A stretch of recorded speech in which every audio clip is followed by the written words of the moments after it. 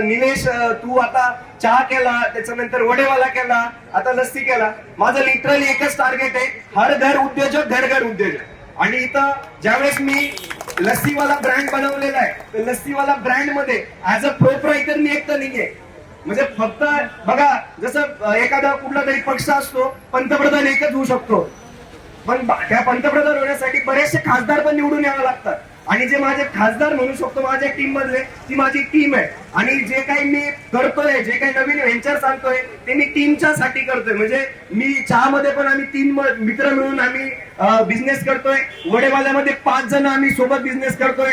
आता लस्सीवाल्यामध्ये 7-8 जण आम्ही मिळून सोबत बिझनेस करणार आहे. म्हणजे जो एक ज्याचा कधी जॉब करणं ड्रीम असेल, असा प्रत्येक मुलगा जो माझ्या टीम मध्ये ऍज अ डिलिव्हरी बॉय म्हणून जॉईन झालेला होता, एखादा कोणीतरी माझा अकाउंट मॅनेज करायला झालेला होता, एखादा कोणीतरी गोडाऊन मॅनेज करत होता, एखादा कोणीतरी मार्केटिंग करण्यासाठी जॉईन झाला होता. आता रिसेंटली प्रतीक जॉईन झालाय की जो लस्सीवाल्याचा सीईओ आहे, ज्याला ऑलरेडी 9 लाखाचं पॅकेज भेटलं होतं बेंगलोरला, ज्याचं इंजिनिअरिंग झालंय. तो जॉब सोडून, वडील पण नाही म्हणत होते, बट विश्वास ठेवून माझ्या भरोशावर आला.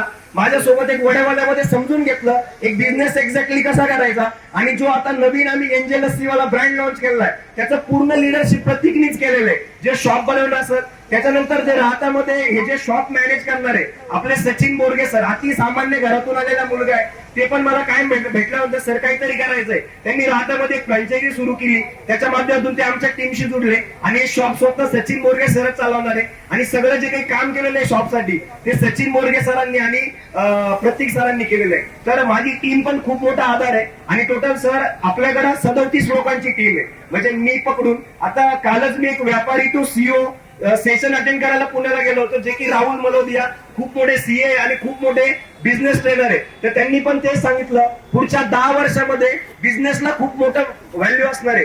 रिसेंटली जोशी सर आम्ही डिस्कशन करत होतो, म्युच्युअल फंडकडे 19,000 करोड रुपये.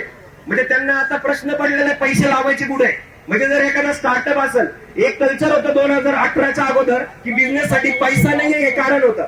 बट आता मी काल पण अटेंड केलं, काल टोटल आम्ही 800-900 बिझनेस ओनर होतो.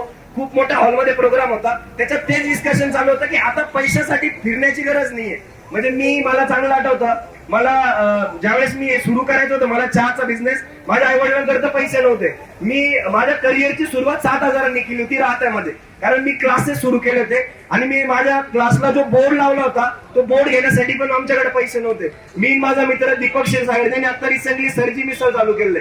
आम्ही जो बोर्ड बनवला त्याच्या फ्रेमात सुद्धा शेटे सरांच्या श्री गणेश क्लासेसच्या जे आमच्या तिकडे होर्डिंग होते ती चोरली होती. आणि ते आम्ही सचिन कडून बनवून एक बोर्ड लावला होता. आज आमच्या पुण्यामध्ये पण प्रत्येक आउटलेटला 7-8 होर्डिंग लागलेले असतात. 10-15 आम्ही बोर्ड लावतो. म्हणजे बघा, स्टार्ट केलं होतं त्यावेळेस प्रॉब्लेम होता पैशाचा. मी सेंट्रल बँकेमध्ये गेलो होतो, म्हणलं होतं मला 50,000 रुपयाचं लोन द्या, तर त्यांनी दिलं नव्हतं. मग मी शेवटी निर्णय घेतला की आपण कोचिंग क्लासेसचा बिझनेस स्टार्ट करू. आणि मी 7,000 रुपयानं स्टार्ट केलेला बिझनेस आज एक खूप चांगला बिझनेस बनलेला आहे, ज्याची व्हॅल्यू पण खूप मोठी आहे. आणि मी आताच रिसेंटली कालच्या प्रोग्राम मधून ज्यावेळेस आलो आणि मी नितीनशी यांच्याशी डिस्कशन केलं, म्हटलं यार फूड इंडस्ट्रीमध्ये पुढच्या 5 वर्षामध्ये जो आपला उडान ग्रुप आहे, म्हणजे आम्हाला एक व्हेंचर मध्ये नाही काम करायचं. आणि बऱ्याच जणांना वाटतं की आम्ही मोटिवेट होऊन बिझनेस मध्ये येतो, अजिबात येत नाहीये. हे वालावाले आमचं पहिल्यापासूनच विजन आहे. चहावाला, लस्सीवाला, समोसेवाला, म्हणजे आमची टीम पण मला कायम बोलताना हेच म्हणते ज्यावेळेस आम्ही प्रोडक्ट बनवतो, यार सर तुम्ही गुंडा या इंडस्ट्रीचे, आम्हाला गुंडा वगैरे बनायचं नाहीये. पण 5 वर्षांनी आमचा जो ग्रुप असेल, आमची जी कंपनी असेल, त्याचा आम्हाला IPO लॉन्च करायचा आहे. आणि खरंच म्युच्युअल फंडकडे एवढा सारा पैसा आहे, जर तुमच्या धंद्यामध्ये तुमच्या बिझनेसमध्ये पॉवरफुल पॉवर असेल आणि खरंच तो व्हॅल्यू ऍड करू शकत असेल, तर मार्केटमध्ये ऑलरेडी पैसे. म्हणजे म्युच्युअल फंड्स वाल्यांचं टेन्शन आहे आता सध्या की पैसा लावायचा कुठे. तर भविष्यामध्ये छोटे छोटे IPO येणार आहे. आणि IPO साठी असं काही नाही की व्हॅल्युएशन 50 करोड, 1000 करोड, 10,000 करोड पाहिजे. छोटे बिझनेस तुम्हाला 10 लाख पाहिजे, 15 लाख पाहिजे. फक्त तुम्हाला ट्रेंड चेंज करावं लागेल. बिझनेस करताना तुम्हाला या लोकांना फॉलो करावं लागेल, ना की बाकीचे जे कंटेंट बनवत आहे, बाकी सगळं कंटेंट कंझ्युम नका करू. जे लोक खरंच तुम्हाला गायडन्स देत आहे, ज्या लोकांकडून तुम्हाला खरंच एनर्जी मिळते ते बघा. आणि मी ज्या मुद्द्यावर होतो व्यापारी टू सीईओ मधून हे कळालेलं आहे की पुढच्या 10 वर्षामध्ये जे कल्चर असणार आहे, जी इकॉनॉमी असणार आहे, म्हणजे सांगायला आपल्याला इंडियाची इकॉनॉमी जर बघितली तर $1 ट्रिलियन पर्यंत पोहोचण्यासाठी इंडियाला 60 वर्ष लागलेले.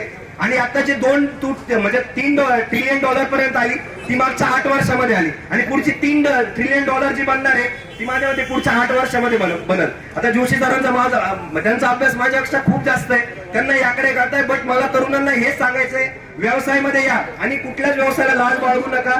सुरुवातीला शिर्डीमध्ये आम्ही स्वतः ऑर्डर मारलेलं आहे, राहत्यामध्ये पण ज्यावेळेस आम्ही काम केलं होतं सदाफळ साहेब बोलले त्यावेळेस आम्ही स्वतः ऑर्डर मारलेलं आहे. या सगळ्या गोष्टी कराव्या लागतात. फक्त तुमचं विजन किती मोठं आहे ते बघा. आणि बिझनेसला जर पैसे हवे असतील तर मार्केटमध्ये खूप सारे फंड्स अवेलेबल आहे जे तुम्हाला पैसे पुरवू शकतात, म्हणून ते कारण देऊ नका. आणि तुम्ही बघितलंय मी माझ्या स्पीचला पण जात असतो तर मी सांगतो की सर्वसामान्य घरातून आलोय आणि माझे आई वडील बघा एकदम सिंपल आहे, त्यांना स्टेजवर बसण्यासाठी सुद्धा डेअरिंग होत नव्हती. अशा बॅकग्राऊंड मधून मी येऊन जर एवढा मोठा बिझनेस करू शकतो तर मित्रांनो तुम्ही पण करू शकता.